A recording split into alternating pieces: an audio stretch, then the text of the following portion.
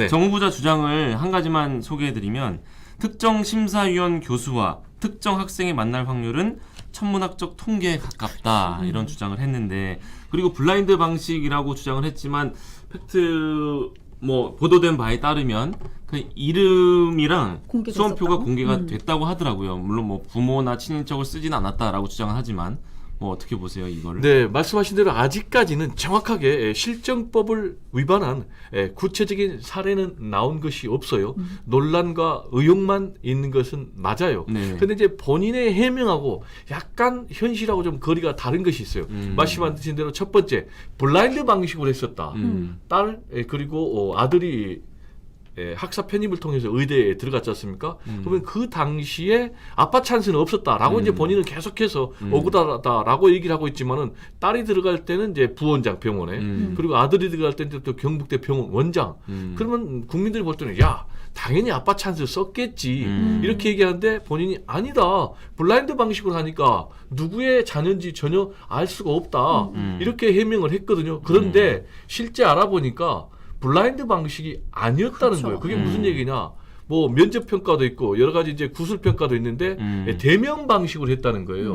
그러면 이제 그 자기 소개서에 자신의 아버지는 안 했지만은 다 얼굴도 보여지고 또 이름도 나오고 그러니까 다 알 수가 있다라는 거예요. 그럼 이제 결국 그렇다면 빈틈이 생긴 거 아니겠습니까? 이런 문제가 하나 있고 두 번째는 이제 면접관 배정과 관련해서도 정호영 후보자는 뭐라고 그랬냐면은 이거는 특정 면접관이 특정 학생을 만날 수 있는 확률은 천문학적 통계입니다.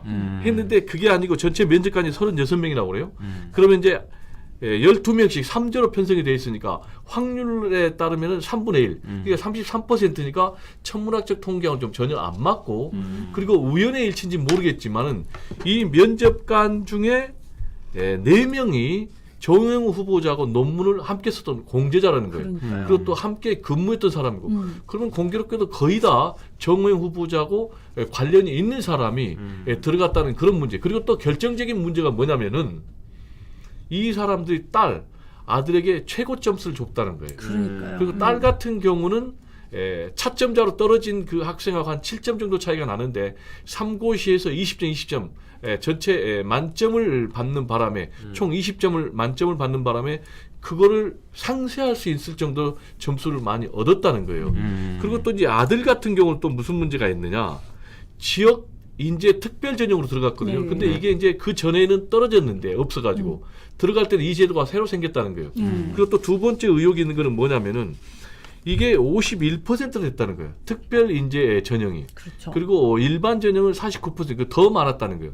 그리고 이제 영남대 같은 경우는 26%니까 여기보다 2배가 더 높다는 거예요. 그럼 혹시 아들을 좀 봐주기 위한 그런 제도 변경이 아닌가라는 이제 그런 의혹이 들고 있고 역시 이제 결정적으로 또 문제가 되고 있는 것이 아들이 2010년도에는 현역 2급 판정을 받았는데 5년 뒤에는 4급 판정을 받아가지고 사회복무요원으로 사실상 병역이 혜택을 받았거든요. 그런데 최근에 5년간 보니까 척추 협착인데 15만 원밖에 병원비를 안 냈다는 거예요. 그럼 과연 정말로 아프냐? 그리고 또 진단서 최종 명하고 소견서하고 좀 내용이 다르다는 거예요. 척추 협착으로 되어 있는데 소견서 내용은 그런 게 없고 또 소견서를 보니까 요추 5번, 6번이 문제가 있다라고 써 있는데 요추는 6번이 없다는 거예요. 웬걸 그러면 야 이거 소견서가 엉터리 아니야? 과연 공신력이 있는 거 아니야? 지금 이런 의혹들이 계속 꼬리에 꼬리를 물고 있는 그런 상황입니다.